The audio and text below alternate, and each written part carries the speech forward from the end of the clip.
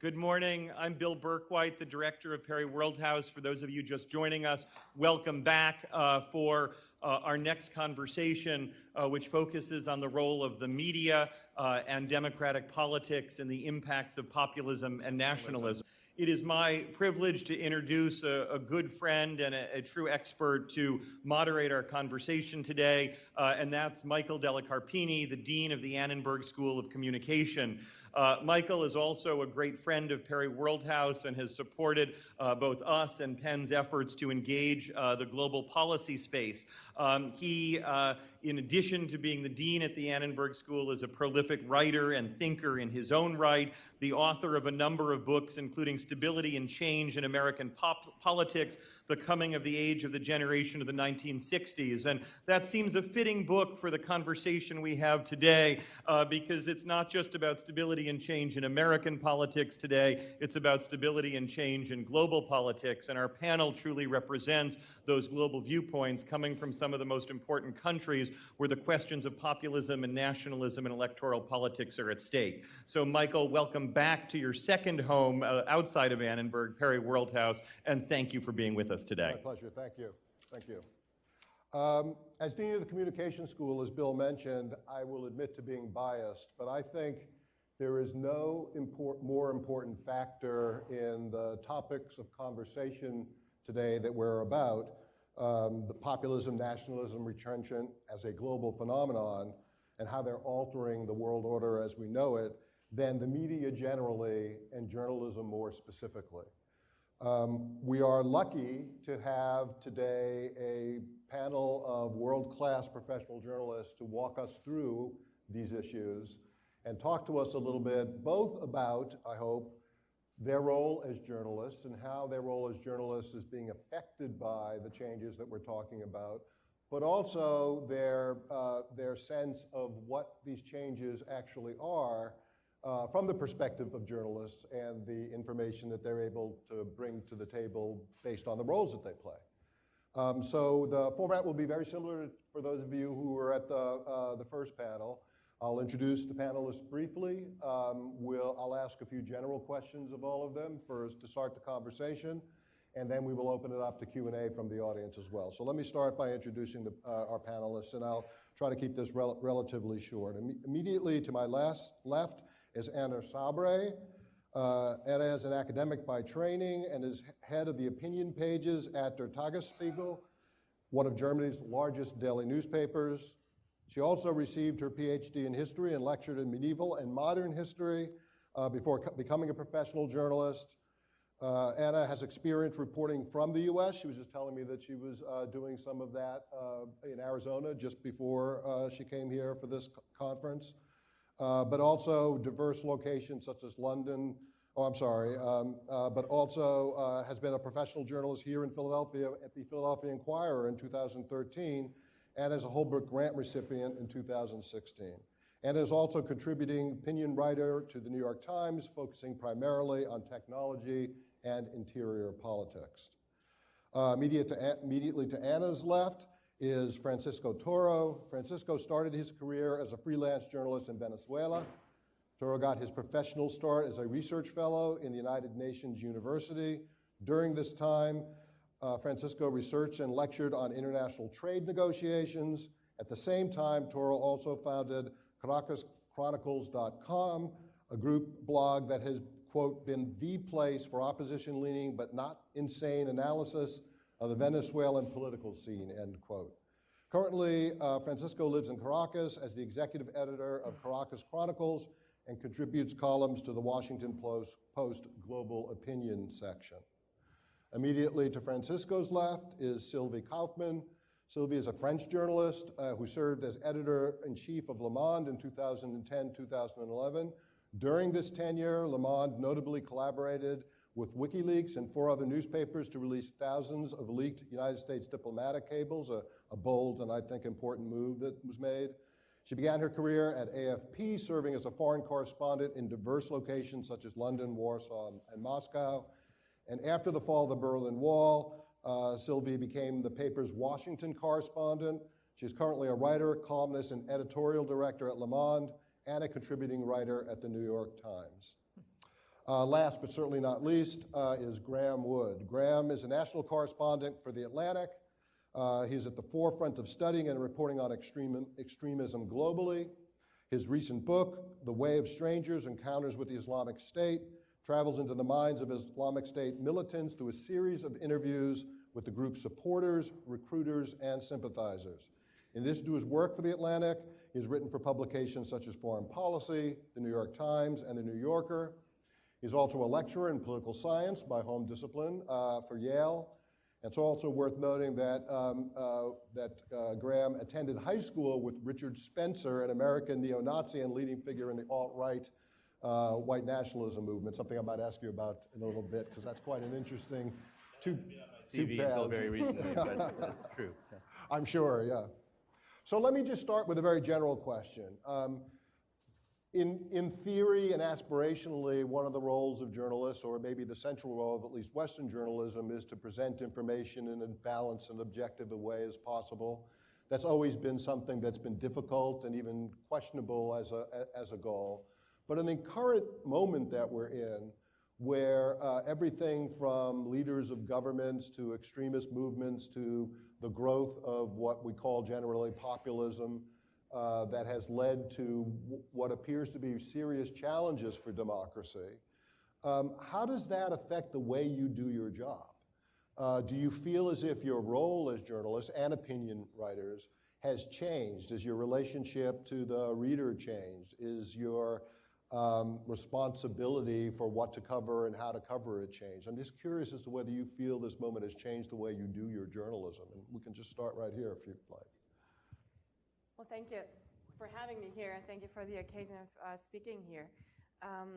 Has it changed my job? I think actually no, because there's a tendency also in my country for journalists, I don't know about you, to cross the border between journalism and activism, because just we as citizens too are agitated by what's going on in the world, by what's going on in our countries. But I think that's the wrong way to approach it. I think we should remind ourselves that we are journalists, that we are there to inform the public. And I, as a commentator, of course, I do write commentary that's very much against the AfD, and I have just called them out as being an extremist group, as being a racist group. But as for the people who report on them, I think they even should be more careful, because what happens is that it backlashes at you when you are too fervent or make mistakes or are not accurate, because it helps them spin their story of the mainstream media trying to suppress them. So I think we have to be more careful and maybe even a little more be holding back. In the middle of November last year, when the United States was going through this difficult moment of trying to understand what had just happened and what the future held, a colleague of mine in Venezuela pinned this tweet, which I thought was brilliant, and I wish I thought of first. He said, "I am from the future, I am Venezuelan. Do you need a consultant?" Because Venezuela, in fact, in a way, was patient zero for the global populist wave. We elected Hugo Chavez in a moment of not very good judgment in 1998. He took power the following year. And so we've seen over the following 18 years sort of the whole movie that you're in the sort of beginning credits of here. It's only one possible way that the movie turns out that we've seen. It's not a very happy one.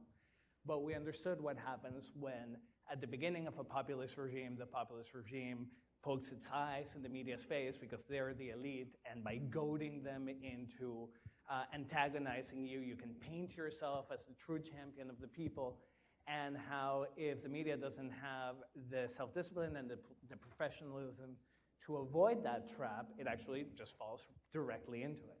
In Venezuela in 2001, 2002, when you were in Caracas, there was a very particular moment where the old political parties that were in opposition were very weak and they were very discredited, and it ended up being the four main media broadcasters, the TV stations, that Chavez liked to call the four horsemen of the apocalypse, who really led the opposition and who were deeply involved in what turned out to be a coup d'etat. In 2002, Chavez was overthrown by the military. after a brutal campaign by the media to demonize them. And in a period where for about a month, the media really just stopped showing entertainment, stopped showing even advertising, and just became 24/7 anti-regime, very strident propaganda. I hate Hugo Chavez's guts, but I, as a journalist, was looking at this and thinking, let's step back a little bit here, because we are taking on a role that is really not our role, and if it doesn't work, this will destroy freedom of expression in Venezuela for a generation, which is what has happened. Chavez survived the coup and carried out a campaign for the following 10 years that has been taken on with more vigor by the new government, by Maduro's government, since 2013, when Chavez died of cancer. And today, there is basically no freedom of speech in Venezuela at all. He's picked off the broadcasters one by one, either co-opting them or buying them out. He's jailed journalists. He's done everything that you'd expect. So I am here to warn journalists of the very real potential consequences of overplaying your hand or taking on a role that isn't journalist. Thank you. Sylvie. I think our relationship with the readers changed fundamentally with the rise of the internet. I'm probably the oldest on this panel, so I have a little bit more memories of this. And that was the beginning, I think, of a period, a long trend of distrust. And we've noticed this. So when we were faced with this, the rise of the populism in France, going up to the last election in the spring this year, we knew our relationship with the readers was already very difficult and edgy, and that they didn't necessarily trust us, that we were as despised as other national institutions or establishment institutions. But we were faced with another problem, I think, which is how to reach the supporters of Marine Le Pen and the National Front and the Populists, and also in France we have right-wing populism, left-wing populism, so we are blessed with all this. And so we are seen as, Le Monde is seen as an elite newspaper, an establishment newspaper. As in Germany, I think European journalism tends to cross the barrier between facts and commentary much more easily than here. But, our problem was how, if we want to have a rational discussion, conversation with our readers, how can we go beyond our usual readership? And I don't think, I think this is really the main problem, that,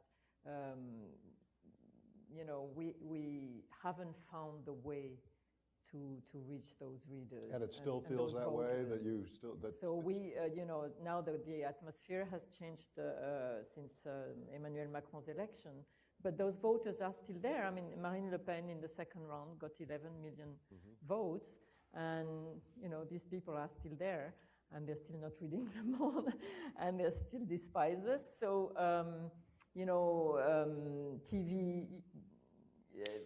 TV are mostly mainstream, and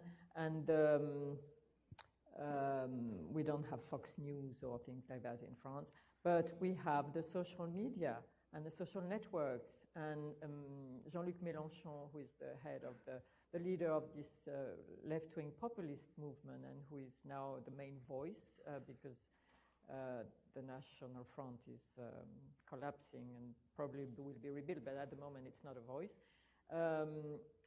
He communicates to the people through his own YouTube program, not through the media. I mean, he gives interviews also, but he has a direct channel to the voters through the social network. So it's a huge challenge for us.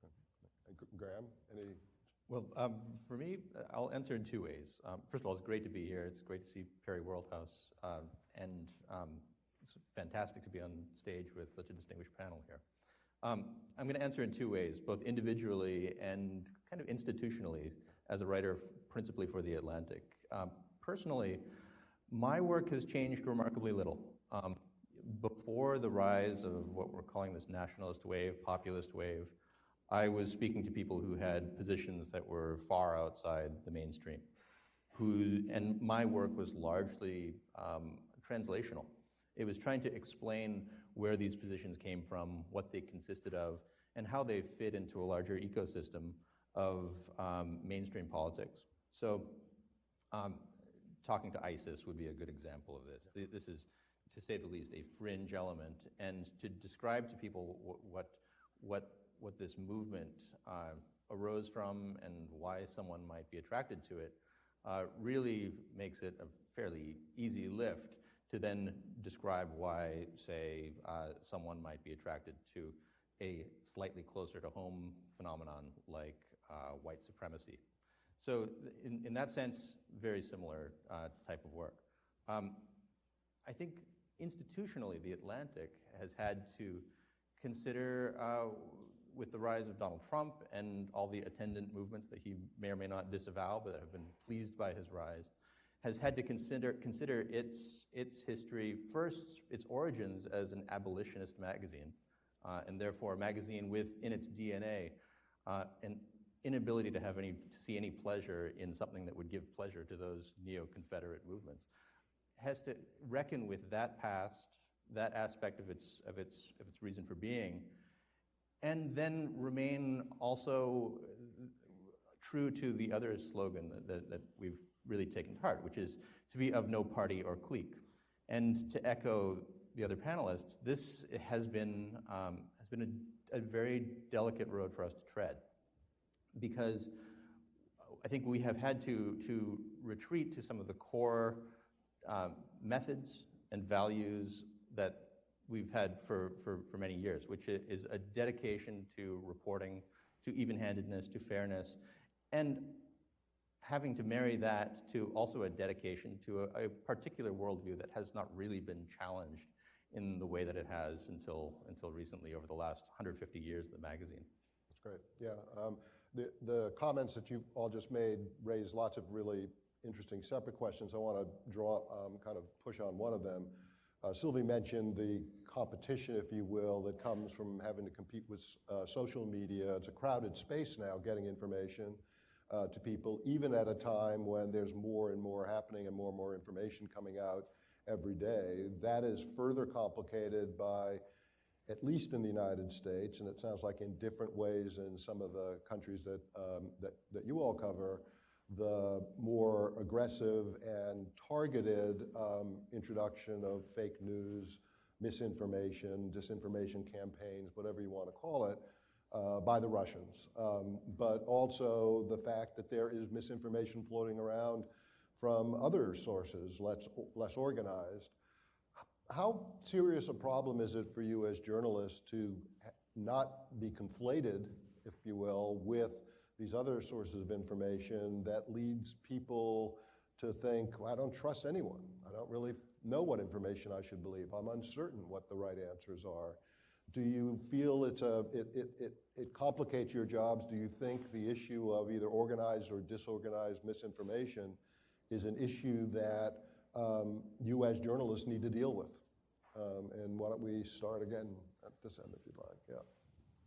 I think in comparison to maybe even France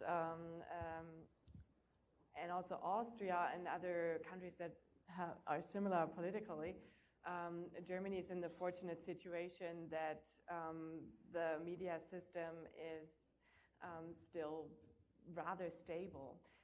Many people in Germany still read their regional newspaper, they still watch the public television, and I think it's hard for the populists to break that barrier, and they do have, of course, important social media channels, and they use them, and they're very good at it, but it's not as large as in the United States or even in Austria, where they have like a proper, like the FPÖ in Austria, they have a proper television channel with like lots of people who watch it, and that's not the case in Germany. we do see those attempts at influencing via social media, also sometimes with what might be Russian support, but it doesn't seem to break through. The data journalists in my paper have done an analysis of one AFD channel that's called Ballerina, and it's associated with various accounts in Russia, and it tries to propel, so it has a lot of bots following it, it tries to propel fake news to the general public. But what we saw in the analysis is that the fake news do reach a very large audience, but through the filter of the traditional media. So they pick it up, they verify it, and they hand it on as an information, but as a verified information. So it doesn't really generate a lot yet, but of course, I mean, we have the same problems in newspapers in Germany as everywhere in the world. We are rapidly losing readers, we are rapidly losing our revenue, so I don't know how long that barrier is going to hold. Yeah, in Venezuela, the situation is quite different. I mean, the government has bought up most independent media, so it's no longer independent. And so the traditional media, the broadcast media and the big newspapers is where the fake news is, right? So if you are a citizen and you're trying to get real information, you turn to social media, which is where you have some spaces for liberty. And the government has tried to crack into that space too, and there are armies of bots. If you look at the trending topics on Twitter is huge in Venezuela. If you look at the trending topics in Venezuela on Twitter, it's all government hashtags set up by armies of bots, which nobody believes. So Venezuelans have, after 18 years of fighting off government disinformation, have gotten pretty sophisticated about discerning what's real and what's not. And those of us who are still trying to fight this fight see social media really as a great tool and one of our last defenses. One thing that doesn't get talked a lot about here, but which has become very important in Venezuela is WhatsApp. I think WhatsApp in these countries seems to be a tool for like teenagers to flirt. In Latin America, it's not like that. In a country like Venezuela, everybody has an encrypted communications device in their pocket that the authoritarian government cannot crack into. And it's driven the government crazy because they really don't have a way to get at it. So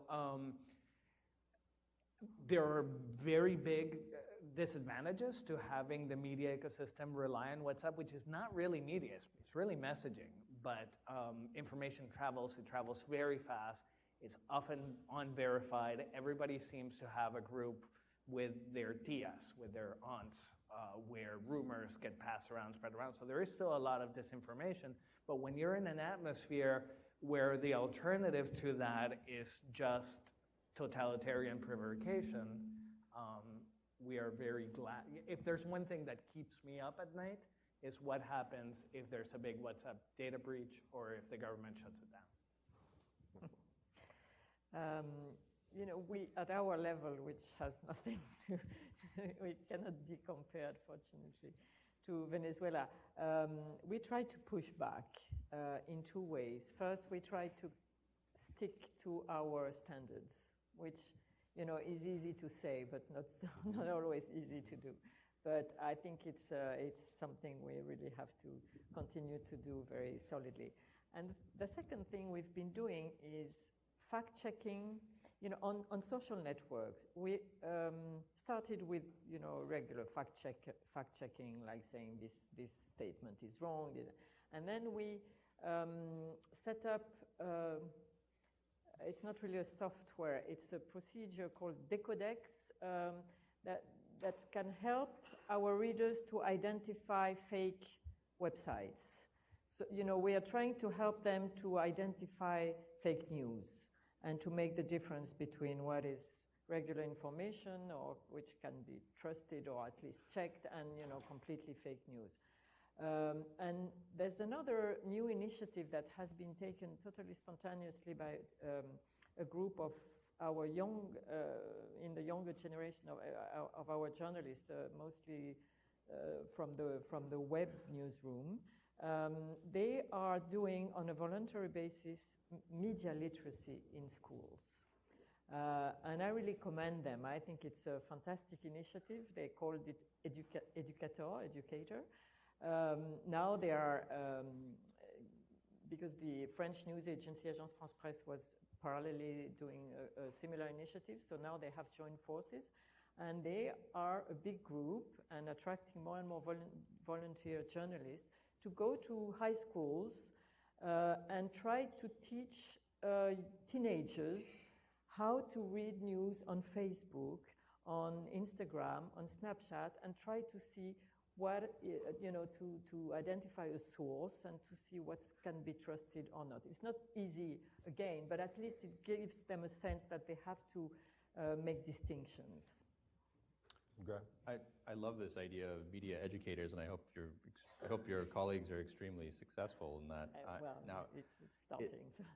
I think, though, that from my perspective, media education, again, it would be wonderful if this succeeds. The type of media education that I feel like I can engage in as a journalist is not something that takes place in the classroom, but through journalism. Now, when you read the website, a fake news website, when you read journalism that does not come up to the standard of established journalism as we would like to understand it, it can be sensed. You can tell the difference. It is something that is palpable in the form of sourcing, even something stylistically. So I think the history of reporting of organizations like Le Monde or of The Atlantic is probably the best defense and the best media education that we can offer, and I hope the classroom auxiliary force does its job as well.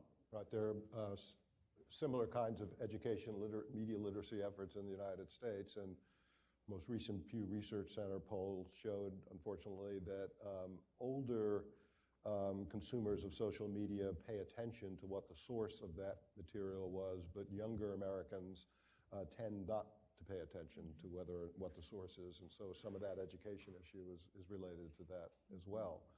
I want to ask one more question about, specifically about journalism, and then I'd like to turn to a few questions about the insights you can bring at being journalists on some of the issues of populism and so on that we've been talking about. In the United States, at least, and it sounds like it's different in yet a different way in Venezuela, often the way in which populist sentiments are aroused by political leaders is to blame the media, to be part of the reason why people's trust in news and journalism has declined. I mean, journalists and news organizations hold some of that responsibility themselves, but part of it is they become the scapegoats for a lot of information that goes out. Is that an issue in your country as well? Is the media or journalists held forward as one of the sources of the problem, or are they treated in a different kind of way, where in a disagreement between politicians and journalists are viewed as the people that you can trust and can believe in? In Germany, it sounds as if the system is holding in many ways from what you've said. What is the public views on journalism and whether they have faith in what journalists have to say? I mean, we do have studies that show that trust in journalism has generally dropped a little bit, but not dramatically when you look at it in the long term. And what the populists are particularly taking on is the public television in Germany, which is sort of it's a unique legal construction where you have like a board of publicly relevant groups, which includes the parties, the German parties, but also the churches and other groups that sort of are a board that oversees the activities of the public media. So this is completely state independent, but as we have this construction with the board, what the AfD does is says, well, this is the state media, and they sort of try to render public television like a state media television, which people like in Venezuela or in Hungary would laugh about, where we have real state television in the hands of real authoritarian regimes. So, but that's the way they try to spin it, and I think they're pretty successful in bashing the public television and in decreasing the trust that people have in public television. And this is still a very important outlet. Many people, particularly in the older generation, they watch it, and it's their main news source. So it's dramatic if we lose trust in that. And one of the most popular claims is that they ran with in this election too is defund the public media. Mm-hmm. Wow. And obviously a very different situation. Right? In Venezuela, nobody believes public media except for maybe the 15 to 17% of the population that still supports the government. But for 83, 85% of the people who have realized that this is now a dictatorship, it's just kind of a joke. They have very low ratings, even though it's almost everything that you find on broadcasts and most of the newspapers. But what's happened is that the regime has gotten more sophisticated about manipulating information and borrowed some Russian techniques as well. So you see them, they understood that really the way news travels is now Twitter and WhatsApp. So you have regime communication, like psyops, really, thinking up rumors that can be set off on Twitter and that can be passed around in WhatsApp that will help the regime achieve its ends. So one thing that's been very important for the regime is to undermine opposition supporters' trust in opposition leaders. And they've been devastatingly successful at this through Twitter and WhatsApp insinuation campaigns. And what they've realized is that in that kind of information environment, for that kind of operation to be useful, if people don't believe, people won't believe what the state says to them or what journalists say to them, but they will believe what their friends forward to them on WhatsApp.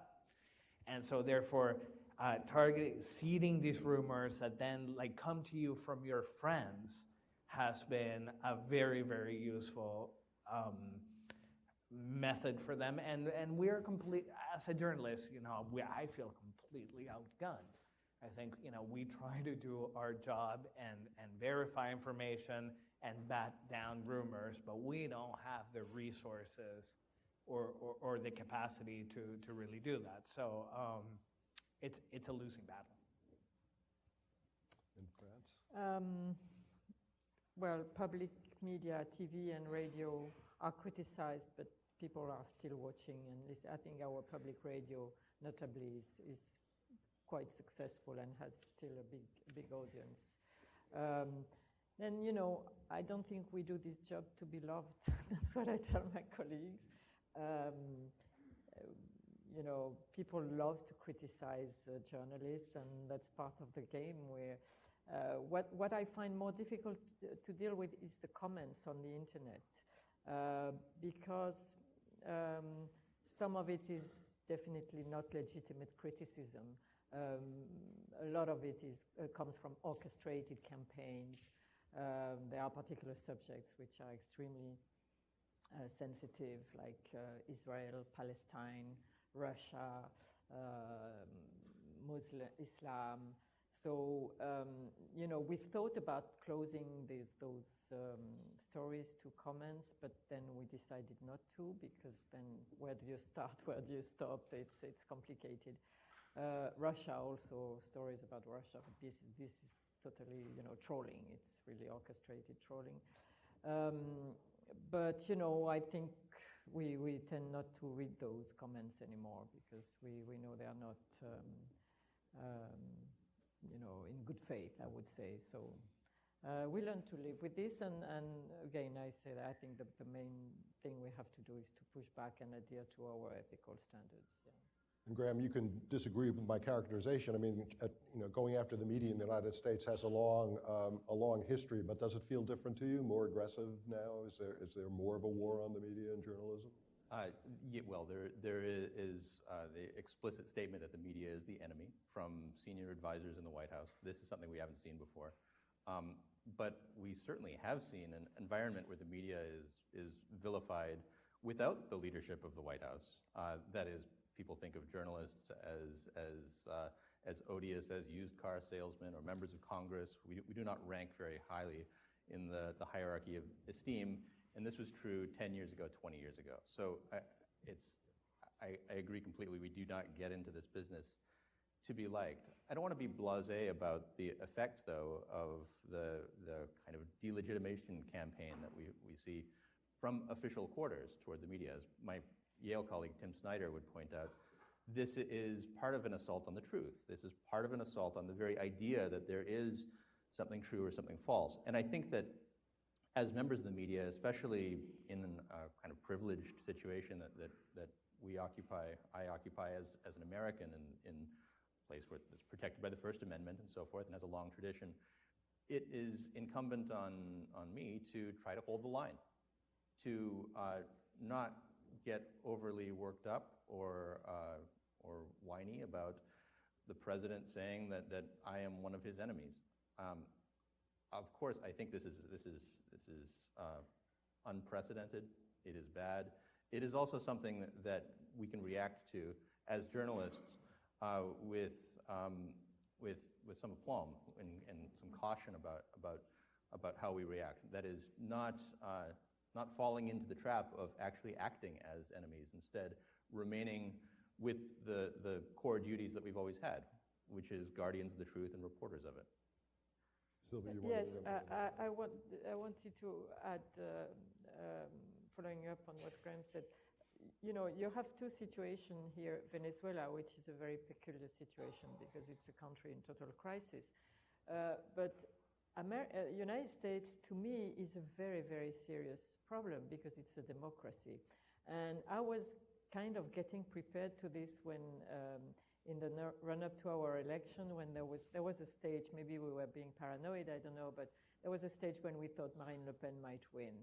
And I was watching what was happening here. Of course, I read, you know, online the American media every day, and I could see the evolution and the way some of them are becoming kind of combat newspapers.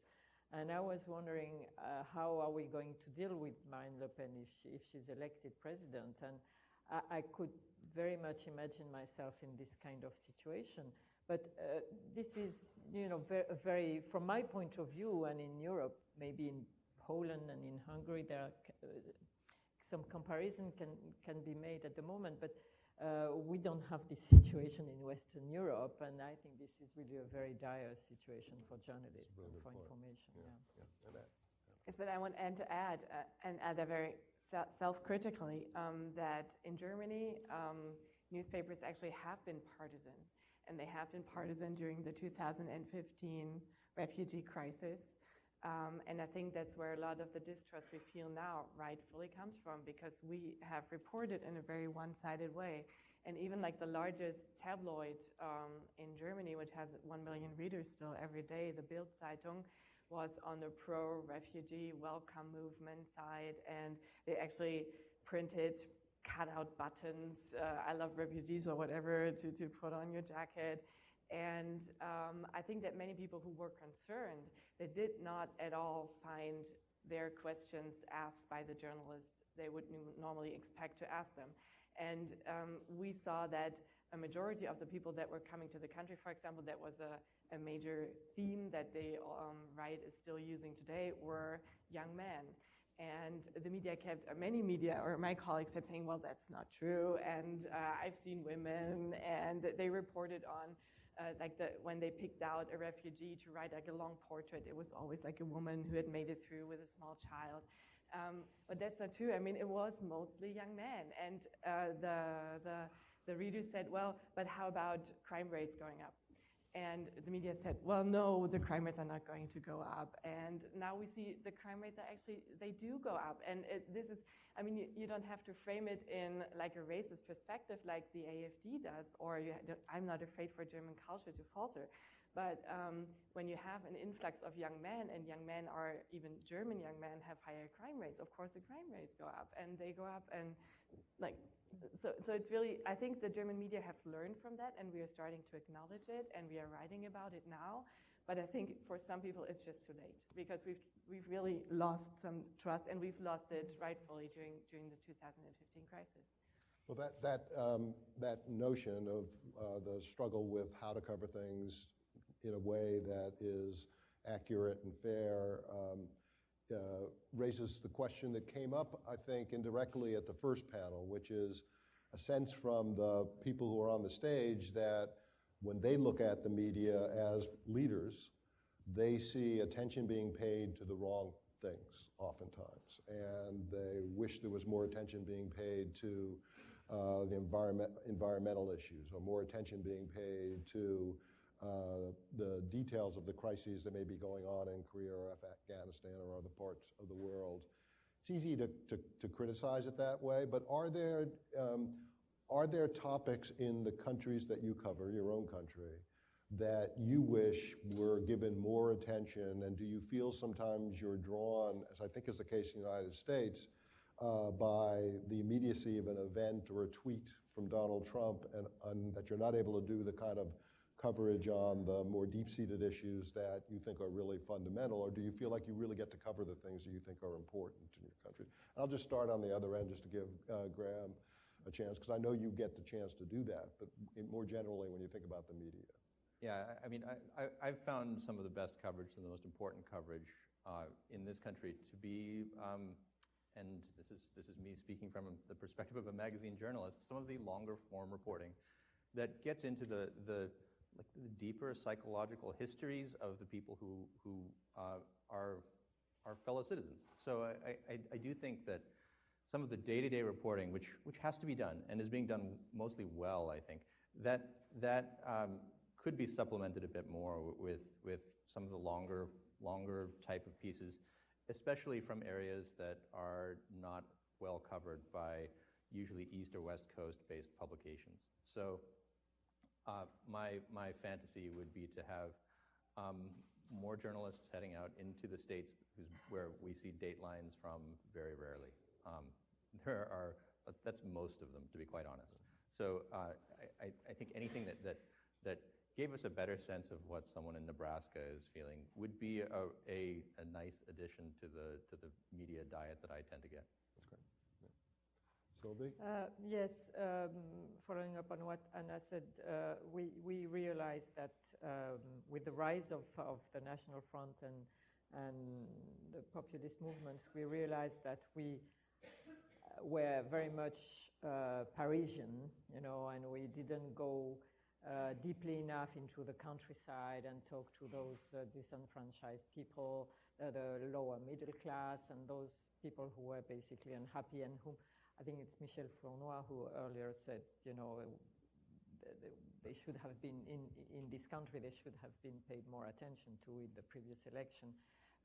People who were the losers of the globalization, and it's the same in France. So we've tried to do this, to do a better job of doing this. Now, this morning I was watching the news and last night also, and I was wondering about this NFL controversy here.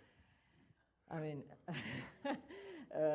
that's a challenge also for journalists who cover the news every day, who have to report on the news every day. I mean, how big a coverage do you give to this? Is it, because there is the suspicion, of course, that this is a distraction, the deliberate distraction from the president with all those tweets every day to feed the, in case you forget about the story,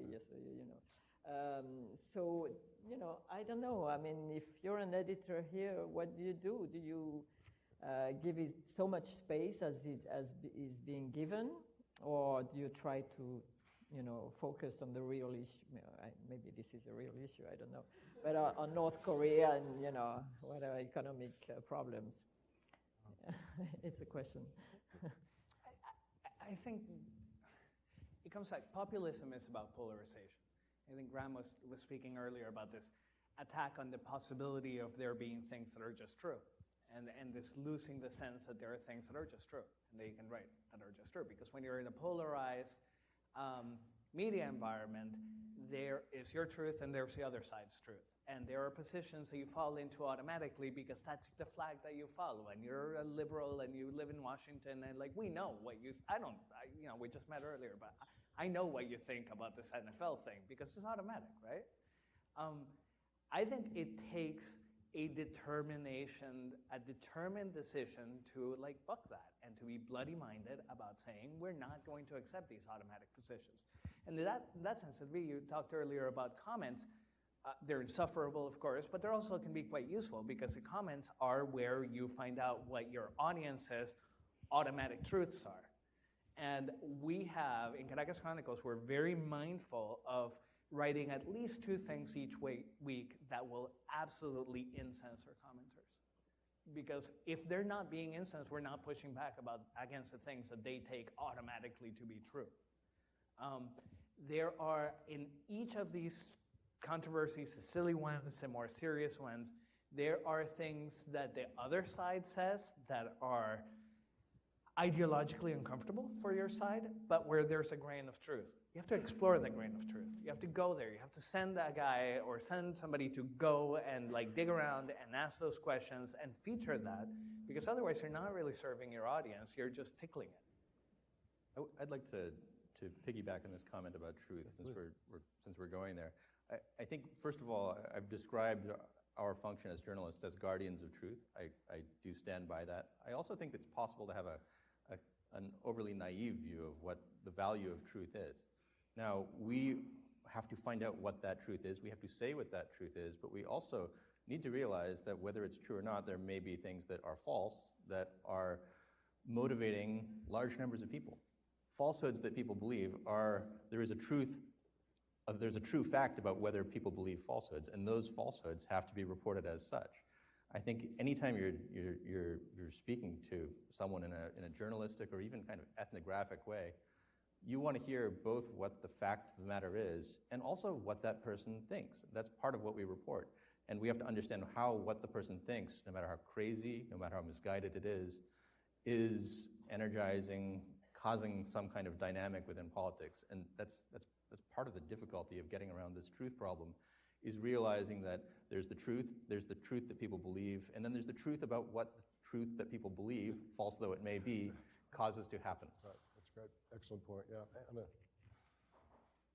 I think that what happens, for example, in a town like Berlin is that there's a crowd of journalists that meet with the same policymakers at a daily basis, and they are like a group that are sort of the elites of their media outlets, and they're very proud to have like the German equivalent of a White House press pass.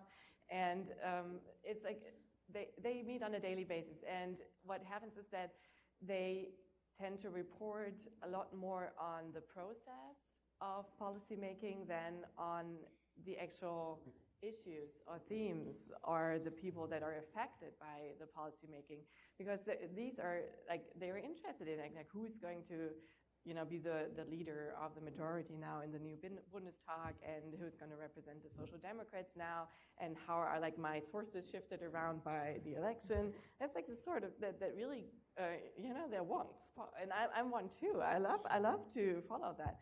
But what like an eye-opener during this campaign was like a television show where Merkel and her prime adversary Scholz were confronted with actual citizens, and the citizens could ask questions, and other journalists were asking the questions, and it was such a different agenda. I mean, in the official one-on-one between Merkel and Scholz, it was all about immigration policies and Turkey and foreign policy, and the citizens asked, well, there's one guy who really made an impression. He was a nurse, and he talked about how he cannot properly take care of the many, many old people he has to take care of because they're completely underfunded in his nursing home. And I mean, that's the things that really get to people, because they know they have their grandma out there and they know she's not properly being taken care of.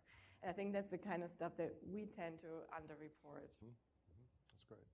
So we could go on just talking amongst ourselves for quite some time, but I do want to open it up. We have about a little more than a half hour left, and I want to give the panelists a chance for some concluding remarks. So let's open it up to Q&A from the audience. And as we heard this morning, please keep your questions as questions and relatively short. Hi, thanks for having this panel. How would you say you should be handling the fact that readers seem to believe in a post-fact society? we have fact checkers. We have fact checkers here down the street at factcheck.org, and people don't care what the facts are. So you can report and report and report that the sky is blue, but if they keep saying, no, no, my outlet tells me the sky is orange, you can't tell me, sorry, that was a bad color to pick. You can't tell me otherwise. What are you supposed to do with that in your role as a journalist, other than keep hammering it? But what is the real outcome of it?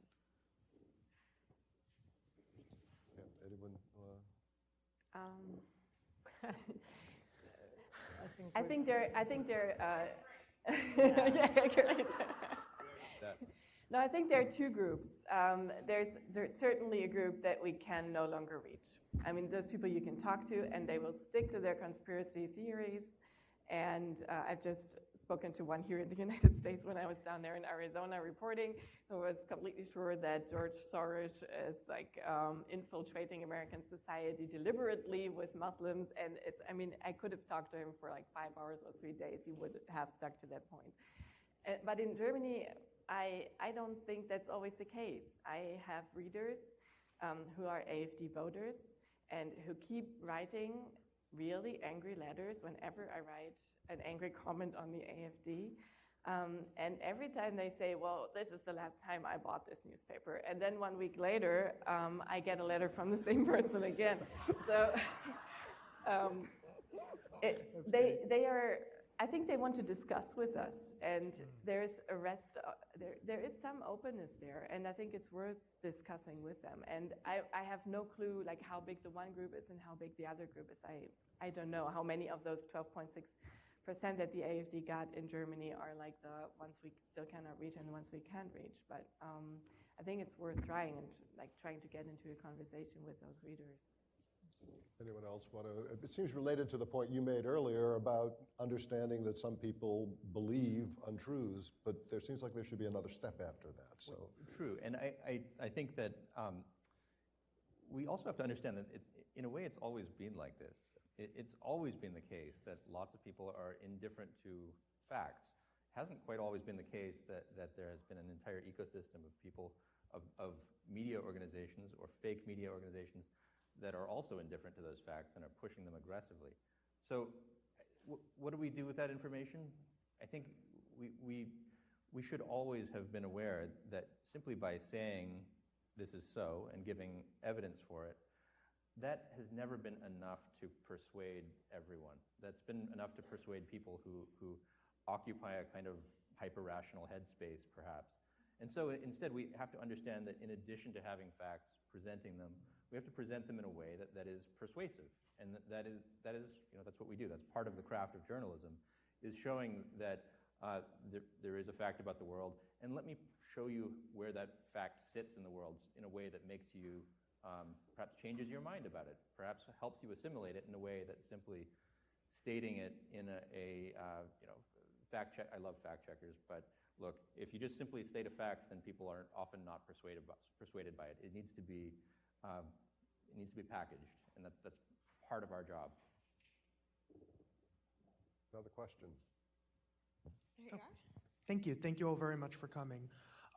So quick question. Obviously, when news items are brought through your organizations, there's a lot of fact-checking.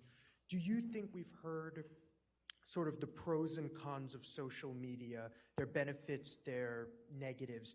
Do you think there's ultimately any responsibility with those social media organizations to do some degree of fact-checking? And obviously that comes with risks, but curious to get your thoughts on that. I think this is a very timely question because Facebook is so much in the news at the moment here. But there was, for instance, last week at the UN, the French president, the British Prime Minister, and the Italian Prime Minister, I think, asked for a meeting with the leaders of social networks and high-tech companies to ask them to do more in terms of suppressing content about terrorism on social networks.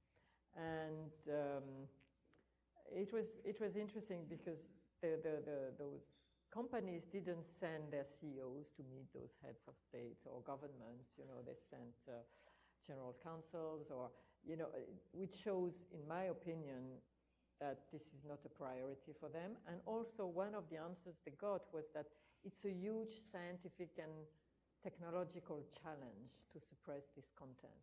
And I'm sorry, I mean, there's so much investment being done in artificial intelligence, and so I don't think it's such, I mean, I'm not an expert in technology, but I don't think this is beyond their power to do this. It's just that it's not in, it's going, what they are producing is going further than they had expected. Probably it hasn't been planned in their business model. These are new developments. But it's not enough to say we live in a new world. I think they have to be much more responsible about, about their content and what is being distributed on those networks. And I think it's not only up to the governments to ask for it, but it's also for the users to wake up a little bit and put pressure on them. Let me answer that in a slightly different way, distinguishing between two different types of patrolling that social media, like Facebook, Twitter, could do. One, in my ISIS reporting, I've watched the evolution of this as a matter of policy in Facebook, Twitter, and the others. It was 2 years ago possible to go on Twitter and instantly, if you knew where to look and you didn't have to look that hard, it was possible to find direct incitement to violence and simple reproduction of ISIS propaganda. That, if you tried to find it today, would be a much, much more difficult thing to do. And if you wanted to find an account that had survived for more than a few days before it being shut down by Twitter, before it would be easy, now it would be nearly impossible. So that's one type of content that I think we've seen benefits in the fight against ISIS in causing that content to be nuked pretty much as soon as it arrives. But there's a different type of duty that I think people assign to Facebook and Twitter, which is to police content that's not a direct incitement to violence, but maybe is just fake news, just a story that isn't true, and that seems to be spreading like wildfire. And I have to say, I think there is some duty to look for that. But I would also I'd be cautious about it, and maybe it's just me as someone who thinks of a maximally free ecosystem of media as being one that will govern itself. I think that there should be some presumption on the side of having a content-neutral environment for these things. I think it's our responsibility as citizens to be cautious about what we redistribute. And if I started to see social media companies having a heavier hand in this, I would be very worried about what repercussions that could have, what credibility repercussions it could have, among other things. Germany is sort of a little different approach on this because of our history. We have very strong anti-hatred laws. Incitement of hatred is a crime in Germany. It can be charged with up to 5 years in prison. And this past administration has taken, or its Secretary of Justice is a very firm proponent of applying these laws to the social networks. And he started with like discussions and round tables, and when that didn't work, he came up with a law, and it was actually, I think it was passed just a couple of weeks before the legislature ended, and it obliges the social media that operate on the German market to delete hate postings within 24 hours. So it has been very widely discussed because, of course, this is a law that under other circumstances, if it were passed in Hungary, for example, could be used as an infringement to the freedom of the press. But I think for now, because it is a very severe problem, and I know many people, for example, journalists of Turkish descent, who basically cannot move freely on the social media because every time they say something, they have like a band of trolls flooding their threads with hatred. and this just needs to stop. So I think for the moment, this is okay to do it that way. And I was remiss, as you ask a question, would you please state your name and your affiliation here?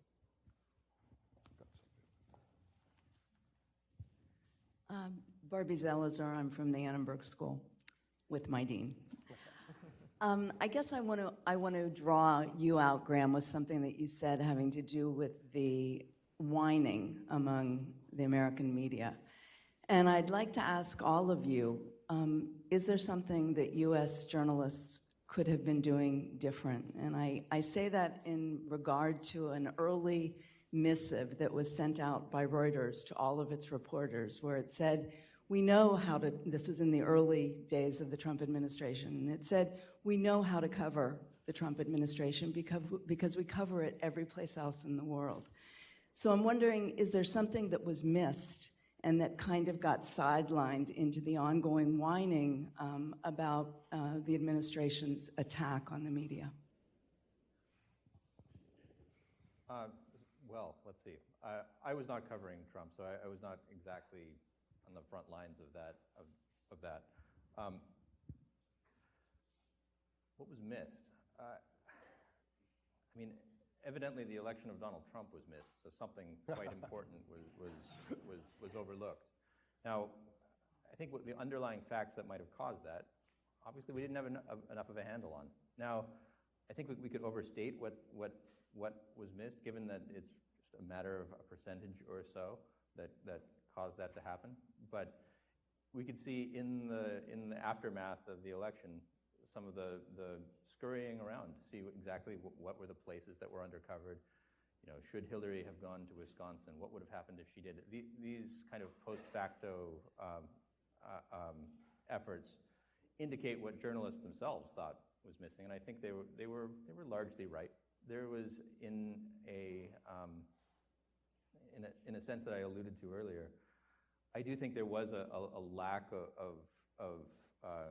of curiosity about people who were not within arm's reach of the journalists themselves, who were from some of the prominent publications, the people who you don't meet very much in Washington. I mean, I think my boss, Jeff Goldberg, often puts it this way. How many of the people on the Atlantic staff know someone who drives a Ford F-150, the best-selling car in America for years? So the answer is, I don't. Most of us don't. And that, I think that speaks to some of the corrective that I hope will happen next time around. Does that answer your question? Anyone else want to weigh in at all on that? Yeah, I mean, I can't speak for the American media, but I think there are similarities between our political situations or tensions. And I agree. I mean, we have a problem, for instance, in France of social homogeneity of journalists. And, we all come from the same, not necessarily the same background, but the same education. And so naturally we don't reach out to, I mean, it's not the same cars, but to people who live beyond our comfort zone. And so this is really something we've been aware of, and I'm not saying we have been successful at correcting this yet, but we know, and also this, I know it's a cliche, but this political correctness is also a problem, and I think people are fed up with it, in our society, and we have a hard time understanding this. I think a lot of these questions come down to a question of how do you deal with polarization and discussion across a polarized divide. Populism works through polarization. These things go together. And I think what needs to happen more often, what's been missed, is that when you have any of these silly controversies that create automatic positions, you have the liberal position, the conservative position, the right-wing position, the left-wing position. And it's very easy as a journalist to be really lazy, because if you're on the right, this story writes itself. And if you're on the left, it writes itself. You can do it on your sleep. It's like you know what the answers are. So the question is, how do you break with that polarization dynamic? How do you say, I'm not going to write this story, I'm not going to write this story, I'm going to write this story, I'm going to write this story. I'm going to write about the polarization dynamic and from outside the polarization dynamic. And I'm not going to do the easy thing. That takes editorial leadership. I don't think that's a problem journalists have. I think that's a problem editors have. This is about what your editor will greenlight. And it's too easy if you're chasing clicks, if you're chasing advertising dollars. These stories do great, and this story is more complicated, but it takes the courage and the confidence in your audience to write this story and not one of those. It also means, by the way, assigning stories whose conclusions are not known.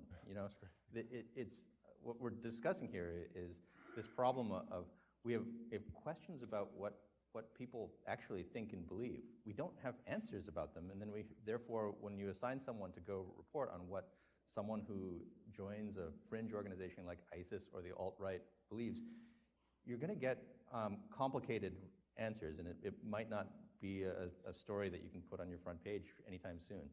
That's, I think, though, one of the best instincts that an assignment editor can have is to be looking for these stories that just confuse the heck out of people, confuse the heck out of the reporter, him or herself, and then say, all right, go unconfuse yourself and tell us what you find. Yes, I don't have the microphone, so it's going around. So in the United States, there's been a lot of talk. Identify yourself, please, who you are. Oh, I'm Dorothy Kronik in the political science department here. In the United States, there's been a lot of talk about opening up the libel laws and otherwise, suing news organizations. And I'm wondering if you can talk about your experience, if any, with either failed or successful attempts to use legal changes or the judicial system to attack the press. Do I have 45 minutes? In Venezuela in 2003, the law on social responsibility of the media was approved. When you hear a politician pressing for a law on the social responsibility of the media, reach for your wallet, is my advice to you. Earlier, there was a question about regulating social media. I'll tell you who really wants to regulate social media. It's the Venezuelan government. There have been, in Venezuela, what we've seen is that these laws work through intimidation via vagueness. Okay, so you establish a very vague standard, and you make sure that the people administering that standard are your partisans. And then you leave journalists in a situation where just about anything they write could be considered something inimical to social peace and or causing zozobra. How do we say zozobra? Disquiet in the population. And so you're always writing sort of on your toes, and power can be discretional in the way that it comes down on journalists who step out of line. So a lot of the way that, at least in Venezuela, that state power has been used has been by creating an atmosphere that guarantees self-censorship. It's much easier to get people to censor themselves and to just be cautious and to try to defend their little bit of turf. And it doesn't cost as much blowback. The one time that the Venezuelan government did actually go and shut down a major TV broadcaster, it had huge blowback. Now, the Reporters Without Borders was there, and the Committee to Protect Journalists was there, and the Inter-American Press Society was here, and there were headlines, and it was a huge public relations disaster for the government. So they've also gotten smarter. I mean, this is the thing that we have to realize, is that these populist regimes that are inimical to freedom of speech adapt and learn over time. So strategies that you are applying today to try to short-circuit them, they will adopt and turn to their own benefit. State power doesn't need to be, it's not most effectively used, at least in our experience directly, it's most effectively used in these roundabout ways. Other experiences with using the legal system to limit what the press can and can't do? I mean, obviously, again. In France, we have fairly strong libel laws to protect private life. It's a cultural thing. People value private life, privacy, including for politicians, which is a problem for us because a lot of things we know we cannot write them. But you know, that's readers are happy with this. We saw that with Dominique Strauss-Kahn, you know.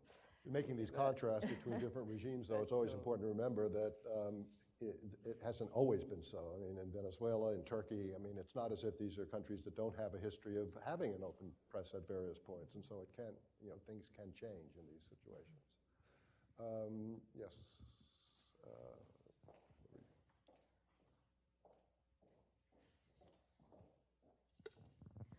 Hi, Corinne Keller, alumni, Wharton, 1985. This might pertain just to America, but I would be curious as to your thoughts on Sinclair Broadcasting Company. Sinclair. Broadcasting. As the So- only It's American, a broadcast company. They have purchased a number of local television stations, which I think they expect to roll out to print as well. And they have a standard format that has to be used in every local market, and it's similar to state-run. So it's And it is in the United States now. Graeme, did you want Yeah, I was about to say, as the only American on this panel, I'm prepared to be embarrassed because I know nothing, and I can be shown up by the others. I know nothing about Sinclair Media, and I can't speak to it. So I can say a word, even though this is not my role, is it is a American media conglomerate that has made an aggressive move to buy local media and has a very formatted style that is both, I think it's fair to say, ideologically conservative and not particularly locally based. And so the concerns that it raises is having something of, losing a lot of the real local flavor of information, and having a networked, a network of radio stations that in moments of politics can suffuse a conservative message throughout the media. So it's in the United States, there's been a long tradition in the past of trying to limit the size and reach and scope of any one media owner outlet. That tradition has disappeared over the last 40 years or so, and now there are concerns about the loss of independence of media. And less from the government side, which would be an issue in some countries, and more from the corporate side is the concern in the United States. So. But it's really such a difference between them. Again, I'm from the future. We've seen this. You know, we've seen this. This has happened all through Venezuela. The regime has gone through. In Venezuela, we would call them regime-connected businessmen. I guess that's not the language you use here, but it's kind of the same thing. You know, people who understand that favorable coverage will get them political favors. And so it gives the regime minimal plausible deniability there, while at the same time creating this kind of divide between people who have access to free information and people who don't. It's really insidious. In a way, it's way worse than state media. I think Venezuelans have understood state media is just propaganda, but the changes in some of the local radio stations, maybe it's the same station that you've always heard, maybe it's the same announcer that you've always heard, but now the line is subtly different and you're not primed to disbelieve them as much. It's really insidious and very worrying, and you should not stand for it. Other questions?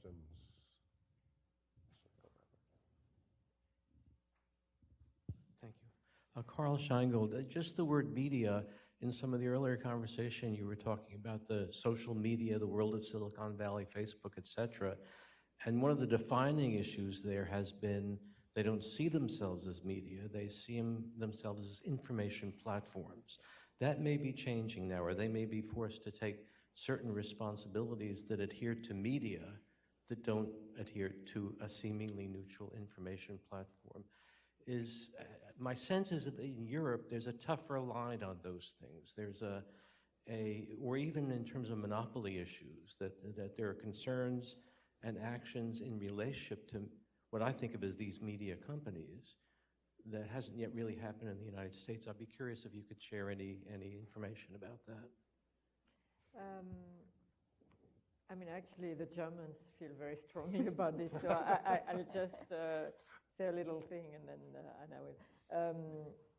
I think our main concern is that it's completely American, and that the Europeans haven't been good at, creating their own social media and all this. So there's a problem there because we feel that it's kind of culturally different, though everybody uses them, of course. There's also the economic problem that, the tax issue that the European Union is trying to address very forcefully. And then there's the data privacy problem. And this is where I think everybody in Europe feels quite strongly about it, but I think the Germans feel the strongest, and maybe you can explain You want to speak for the Germans?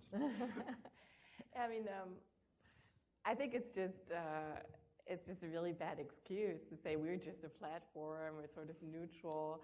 And when it comes to German laws, it's easy because it's not just illegal to post something hateful, but it's also illegal to purport something hateful.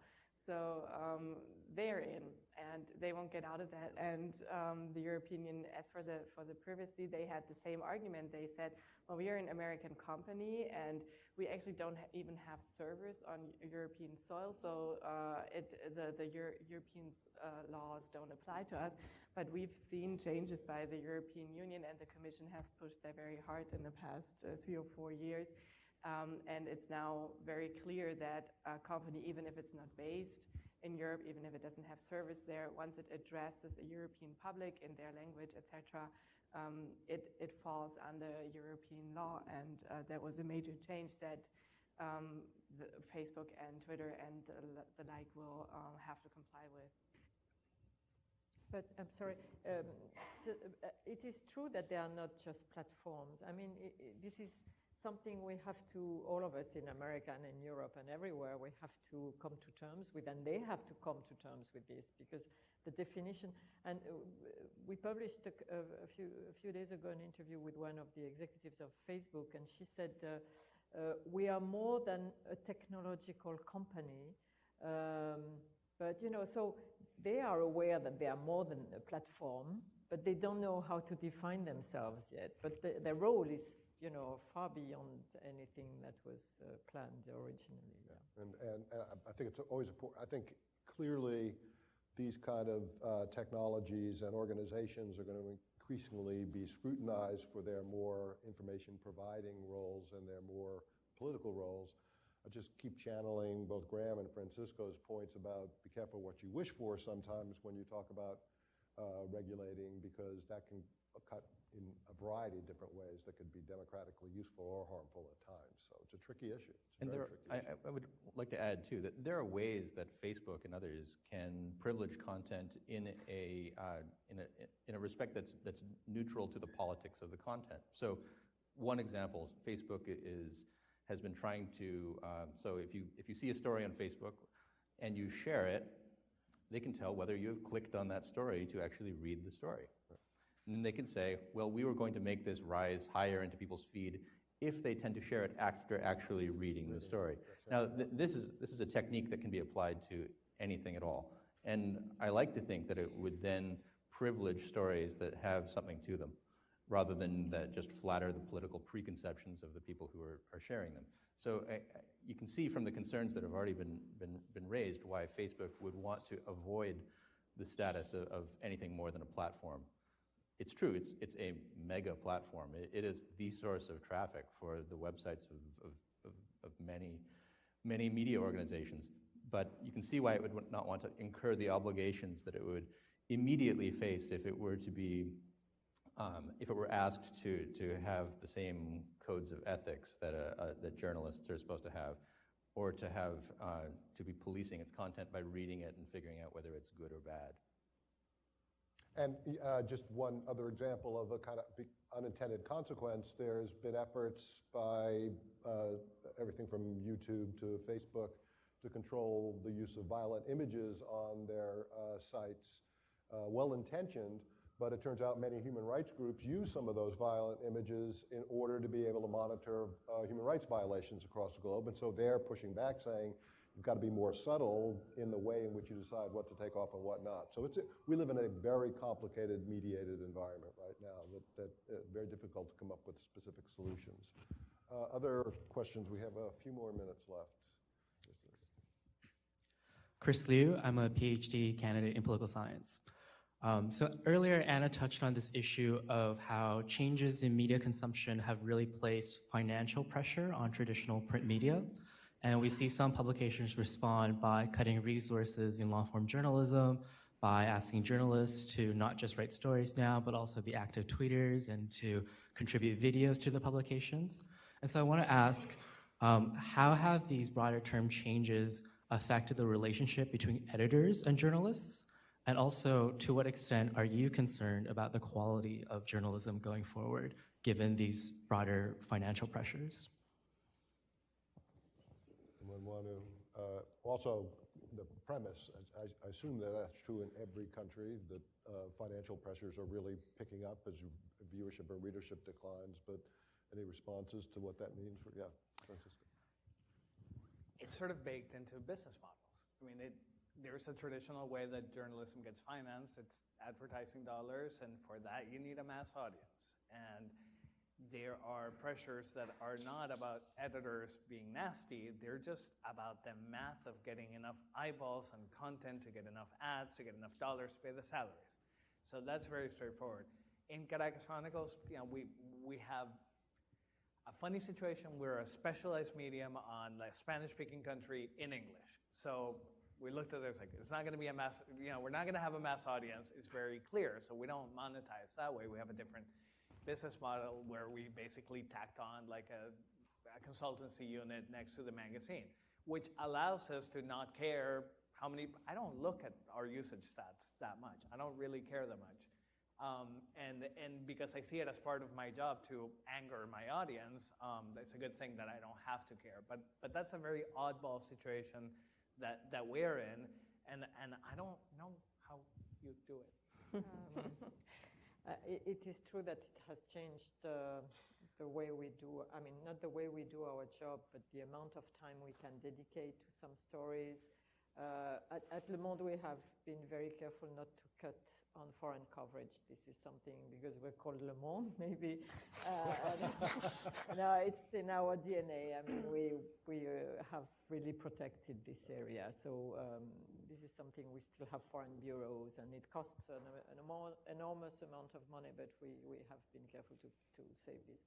But on domestic stories, it's true that we have to rush more. We have to do, as you said, web stories, things. We organize events. We try to diversify sources of revenue. So that's a new ball game in a way. But what I find encouraging is that even though the business model is in trouble, we still have a lot of demand from young, including from young people, not on the print, but of course, but on digital content. The audience is still growing, so that's the optimistic thing. Yeah, I mean, I'll start with the winding too. Of course, I mean, I spent like 2 hours every day distributing my stuff online. It's maybe 2 hours. Let's say it's 2 hours distributing it. It's the extra conference we have added to our daily cycle to talk about what we do online today. Sometimes you write like two versions of the same piece to have one ready at 2 o'clock, and then you update it for the paper. We, other than Le Monde, have cut our international correspondent network pretty much down to one person who's in Washington. So this is of course going on, but I'm very optimistic because there has been so much innovation due to this pressure in Germany in the past years in journalism. I mean, my paper, which is a fairly small paper actually, when it comes to revenues as compared to others, we have added a data journalist team. Others have built huge investigative units, for example, at Süddeutsche Zeitung. Der Spiegel, of course, was also at Die Zeit. And they have brought to the market major stories, like really important stories that found a large audience. There's a lot of reporting via data and other outlets to new formats that include the readers. More than they used to. So I'm not really worried because there's so much innovation. And on the German market, we now I think we see a major change right now because in the past 1.5 years, major outlets have started to put up paywalls. And I think that this is going to make it easier also for smaller publications like mine to eventually switch to a new paid model online too. And I think we've expanded our readership online a lot. My paper prints 100,000 copies, but we have 3 million unique visitors on our website each month. So that's a lot of audience, and if we can get like a small portion of those who love our stuff online to get to pay us, that's going to make a huge difference. I think on that optimistic note, this might be a good time, given that we are at the end of the session. So please join me in thanking our panelists.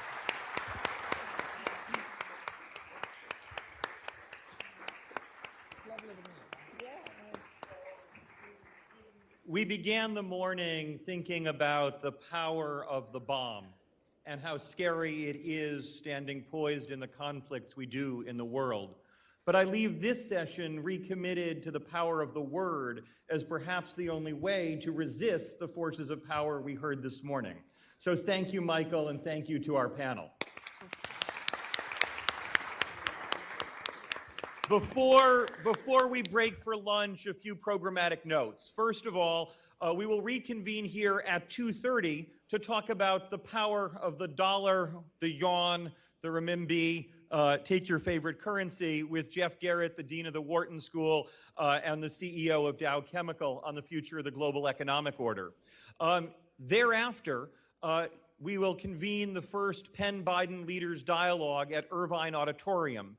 You will have time to attend this event and still proceed to Irvine. However, at Irvine, it's a reminder that no large bags are permitted, and you will need to be ticketed. If you are not ticketed for that event, there will be a wait list area outside, and assuming there is space, which I hope there will be, we'll be able to admit you to that event before it begins. We now have a pause, but pauses are great moments for reflection. They're also good moments for sustenance, and there will be food, both in the student lounge behind, and then during the break, there will be some ice cream carts and lemonade stands available around Perry Worldhouse, but we will also have two artistic interludes for you. Penn Jazz, which is a group that's been part of the Penn community for over 40 years, will be playing for us, including Harrison Mayer on keyboard, John Delafranco on bass, and Joshua Berg on sax. They'll also be performing on December 2nd in a concert if you'd like more of them. And on the great screen in front of you, we'll have some photos from Perry Worldhouse's first year. Today is our 1-year anniversary, and also from a global student photo competition to keep you entertained. So I look forward to seeing you all back here at 2:30, and in the meantime, enjoy a nice pause and a chance to make new friends. Thanks very much.